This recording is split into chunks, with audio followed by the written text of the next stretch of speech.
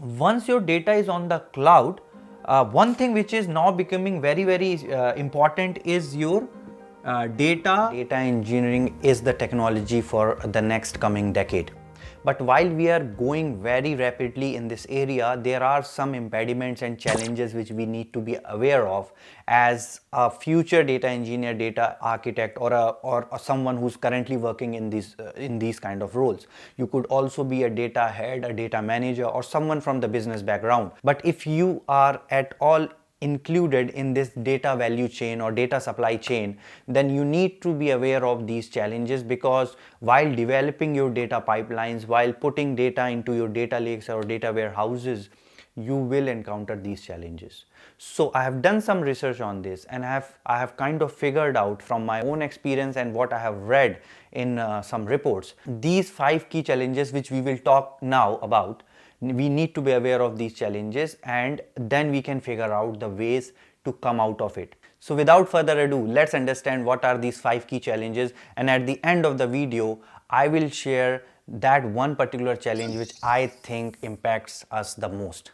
So let's get started. So friends, number 1 in our list is data discovery, but then please be mindful that this is in no particular order or rank.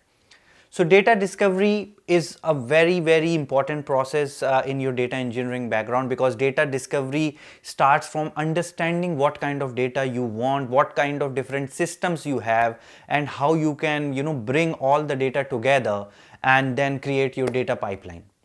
Now data discovery also ensures that what kind of data modeling you will do, what kind of business problems you are trying to solve, and for solving those business problems, what kind of data you require. Now this is obviously a huge process and a very complex process, because now as the systems are growing, all the different companies are integrating with so many suppliers, so many different disparate data sources. These kind of challenges are becoming more and more prominent. So as a data engineer or data architect or anybody like a data manager, it is our responsibility to be aware of this particular challenge, that data discovery has to be very specific, very precise, and we have to exactly know what kind of data we are bringing into the system and what value it adds. So generally what I have seen personally is that in our data industry, we are so eager to jump onto our data journey that we tend to ignore certain important aspects of our whole data lifecycle, and then those shortcomings or things which we have ignored or aspects which we have ignored previously come back to haunt us when we are about to touch production. So these challenges, obviously there is no one solution which will fix everything, but then being aware of it helps a lot, regardless of at which particular role you are working in this field. So let's go to our second challenge. So data quality again is a very important aspect and a challenge in the field of data engineering, because often we ignore quality, and if your data is not of good quality, if it is not complete, if it is not accurate, if it is not relevant, and if it has inconsistencies, then obviously it is going to hit you harder once you have gone into your maturity stage of your data pipeline or your whole data value chain. So data quality, again, a lot of products are there, but as I said, we are not discussing solutions here, because not one product could fix your data quality. Your data quality has to be your top-notch priority when you are developing your whole data solutions, data pipelines. Okay, so data quality again often ignored, but then now we know that this is a challenge. So under your overall data governance framework, data quality should hold the top position, because if your data is not in shape, if for example we are getting data from a third party supplier, and those suppliers are feeding the data through manually fed excels, and then they are not maintaining the data standards which needs to be adhered, or then there are inconsistent data types coming in. All those kind of things relates to data quality. It's a big area in itself. So data quality, if not maintained correctly, I have always said that if your data quality is not correct, your data lakes would become data swamps. So the third key challenge is data compliance and monitoring. Data compliance and monitoring has become more relevant ever since we have started our journey from on-prem to the cloud. On cloud, we have various compliances which needs to be maintained. Your data compliance has to be adhered to.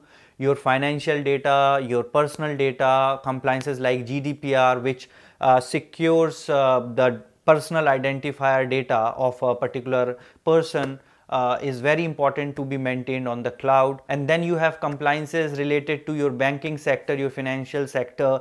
You have health industry, which has their own compliance, HIPAA compliance. So all those kind of compliance has to be adhered. But how it will be adhered? Until unless you don't have a monitoring. And how monitoring will start? When you have audits. So it is all integrated. So the fourth challenge is data masking and data anonymization. So you need data masking and anonymization to protect your data on the cloud.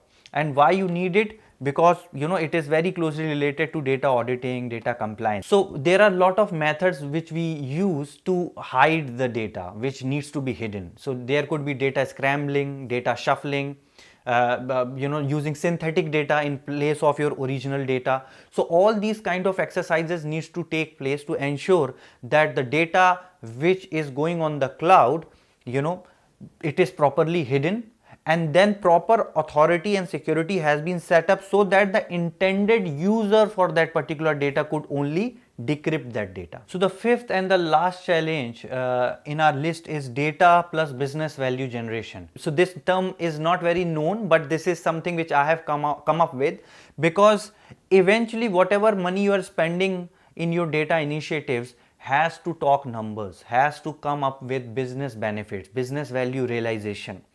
So although we spend we are spending so much efforts in everything, if at the end it is not giving any business value, if it is not substantially telling the business that okay, if you create this data pipeline, if you bring these data into your data lake, if you build your AI and ML models, and then if you generate something out of it, eventually how it will convert into business value generation. That's it. That is very important. And that is the key essence which will derive how much money will be invested in any initiative. So right at the discovery phase, we have to be very clear that what kind of tangible and intangible business benefits which can be derived through any particular initiatives, or any particular project which we are running under data engineering or data domain. So this is the point which all your executives, all your CEOs, CXOs or CDOs will look into when they want to spend some money into any particular initiative. So now it's time for me to share one challenge which I feel very daunting, and in the comment section I want you guys to simply write the challenge which you feel is the most daunting. So friends, let me explain you which one particular challenge I feel is the most daunting and which needs a lot of attention, and obviously it is my personal take, so please let me know which one is yours. So consider this is a normal data lifecycle. We have something on the source, we collect the data. So here somewhere you have your data discovery phase coming in, then a lot of data quality things can be also taken care by your ELT tools and products which are quite matured. So we are okay in this particular area. Also, once all the data has been processed, we have a very good set of reporting tools and technologies like Tableau, Power BI. So we are also able to generate some business value out of it. Although everywhere we have challenges, but of late, once your data is on the cloud, one thing which is now becoming very important is your data auditing and monitoring.